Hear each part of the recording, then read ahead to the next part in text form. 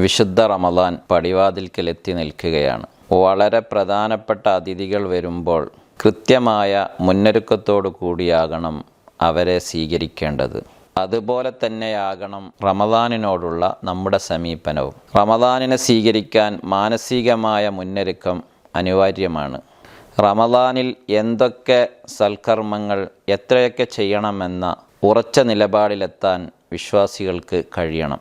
പാരായണം ചെയ്യേണ്ട ഖത്മുകളെക്കുറിച്ച്, ചെയ്യേണ്ട സ്വതക്കകളെക്കുറിച്ച്, ഏത്തിക്കാഫ് എവിടെ എപ്പോഴാകണം, ജമാഅത്ത് നിസ്കാരങ്ങൾ ഒന്നുപോലും നഷ്ടപ്പെടാതെ എങ്ങനെ ക്രമീകരിക്കാം എന്നതിനെ സംബന്ധിച്ചെല്ലാം കൃത്യമായ തീരുമാനവും ധാരണയും നമുക്കുണ്ടാവണം. നല്ല നിയത്തുകളിലൂടെ മാത്രമേ സൽക്കർമ്മങ്ങൾ രൂപപ്പെടുകയുള്ളൂ.